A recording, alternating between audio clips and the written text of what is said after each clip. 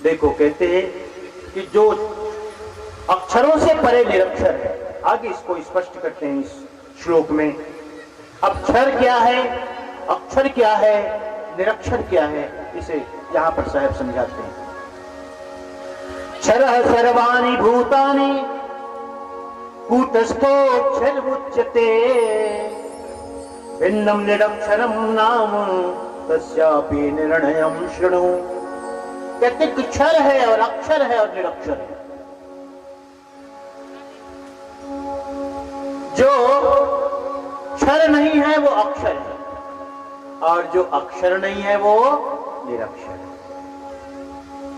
अक्षर क्या है देखो, इस संसार में दो ही तत्व कहे जाते हैं, एक सत्य और एक असत्य। सत्य की परिभाषा क्या है? जो त्रिकाला बाधित है, जो तीनों अवस्थाओं में, तीनों समयों में एक जैसा रहता है, उसे सत्य कहा जाता है,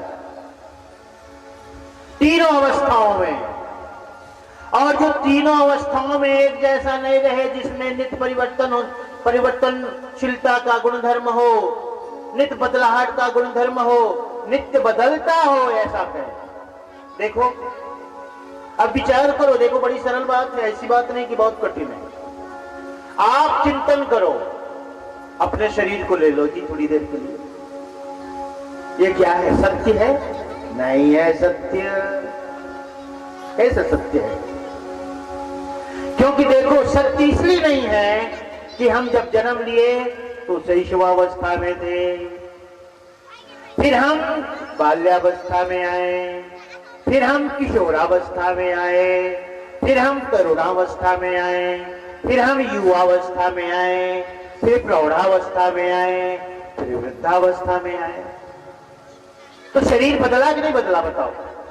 छोटे थे, फिर बड़े, फिर बड़े, फिर बड़े। मानो अपनी उम्र को देखो तो ऐसा ही एक पहाड़ी की तरह, जैसे ऐसा चढ़ाव और चढ़ाव के बाद फिर उतार। यहाँ जितने भी 40 के बाद के हैं कह लो, या 35 के भी कह लो, 40 ही मान लो। आज की उम्र है अधिकतम 80 है ना, पहले 100 होती रही होगी, अलग बात है, तो 50 को आदि कह लेते। अब 40 के बाद सब उतार की तरफ है, और 40 के पहले वाले चढ़ाव की तरफ।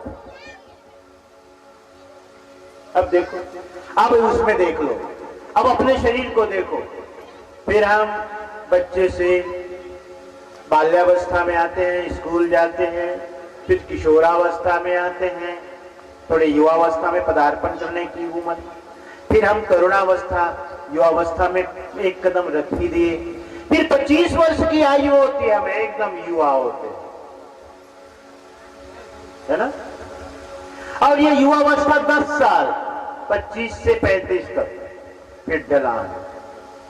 अब इस समय में देखो, आप इन उम्रों में, इस अवस्थाओं में आप देखो क्या क्या परिवर्तन होता है। जब हम बड़े होने लगते हैं, युवावस्था में जाने लगते हैं, तो हमारे सारे अंगों का, प्रत्यंगों का विकास होता है, ऊंचाई बढ़ती है, लंबाई बढ़ती है, शरीर बढ़ता है, हृष्ट पुष्ट होता है कि नहीं जी? इसीलिए मैं एक बात कहता हूं, 35 के बाद लोगों को एक चीज के लिए मना करता हूं, माता बहन भाई लोग सुन लो, 35 तक जितना अच्छा अच्छा खाना है खा पी लो, एकदम बिना नियम के भी खाओगे तो चलेगा। 35 के बाद खाओगे तो क्या होगा? 35 के पहले खाते हो तो लंबाई बढ़ती है, और 35 के बाद खाओगे तो चौड़ाई बढ़ती है। चौड़ाई बढ़ती है, लंबाई नहीं बढ़ती। इसलिए यदि चौड़ाई नहीं बढ़ाना है किसी को, तो खान पान में ध्यान दो, नमक कम खाओ, शक्कर कम खाओ। ये दोनों सफेद ना सफेद जहर है, सफेद जहर है ये दोनों, इसलिए इनसे बचो। ज्यादा तेल मत खाओ। हाँ, घी कभी कभी खा लिया करो, लेकिन शुद्ध घी है ना, गाय का। मैं भी कभी भी खा लेता हूँ, भक्तों से कहता हूँ भाई अच्छा वाला घी है क्या? ताजा गाय का, हाँ साहब है, लाओ जरा आज ग्रीसिंग कर डालो, है कि नहीं? मोटर में जैसे ग्रीसिंग की जरूरत होती है ना बीच बीच में, ऐसे शरीर में भी तो थोड़ा ग्रीसिंग होना चाहिए ना। बाकी रोज नहीं खाता मैं भी।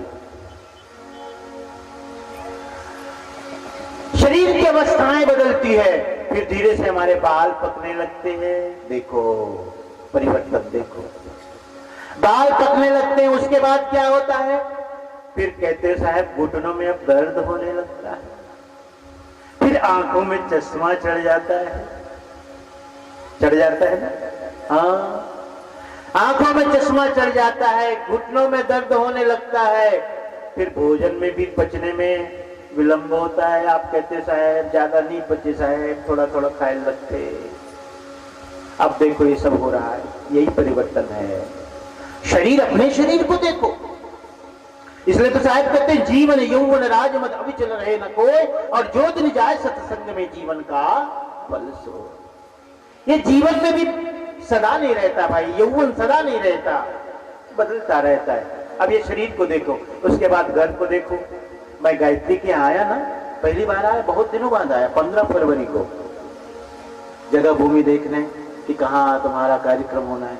तो मैंने देखा अरे गायत्री, अरे तो बगल में इतना बड़ा मकान तुमने बना लिया, अभी भी दुकान बनी है ऊपर नीचे।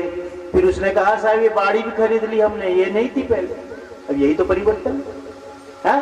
जब मैं आता था उस समय तो उनकी बहुओं के छोटे छोटे बच्चे थे, वो बड़े हो गए और वो छोटे छोटे और आ गए। परिवर्तन देखो, यही है परिवर्तन। हाँ, मकान बदल जाता है, दुकान बदल जाती है, आदमी की अवस्था बदल जाती है, बच्चे बड़े हो जाते हैं, बड़े और बड़े हो जाते हैं और बड़े वृद्ध हो जाते हैं, सड़कें बदल जाती है, गलियां बदल जाती है, सब बदल जाता है। इसीलिए ये सब असत्य नहीं है, असत्य है। प्राणी पदार्थ जितने हैं सब असत्य है, और यही क्षर है, क्षर यही साहब कहते हैं क्षर। और इस क्षर में जो रहता है उसी का नाम अक्षर है। क्षर के भीतर एक अक्षर रहता है, वही सत्य है, वो बदलता नहीं। बच्चे थे तब भी वही था, बड़े हुए तब भी वही है। वो बाहर जैसे बैठा हुआ दृष्टा भाव से, साक्षी भाव से वो सब देख रहा है। अवस्थाएं बदल रही है, जैसे कोई नदी के किनारे बैठा हो और धारा प्रवाह को देखता रहे तो उसके सामने न जाने कभी लकड़ी बह रही है, कभी कुछ बह रहा है, कभी फूल पत्तियां बह रही है, कभी कोई पशु बह रहा है, बस बैठा हुआ देख रहा है। ऐसे ही शरीर की अवस्थाएं बदलती रहती है, लेकिन इस शरीर में जो रहने वाली चैतन्य आत्मा है उसमें कहीं कोई परिवर्तन नहीं होता। एक दिन इसकी वृद्धावस्था आ जाती शरीर की, तो इसको भी पुराने कपड़े की तरह छोड़ करके फिर नया शरीर ले लेता है। वो सदा एक जैसा है, वही सत्य है, वही अक्षर है, वही अक्षर है। क्षर हो गया, अक्षर हो गया। लेकिन इस अक्षर से परे एक निरक्षर है, और वो निरक्षर क्या है? वो आदि नाम है, आदि ब्रह्म है, आदि पुरुष है, सत्य पुरुष है। कल मैंने कहा था नाम अनेक है लेकिन अर्थ एक है।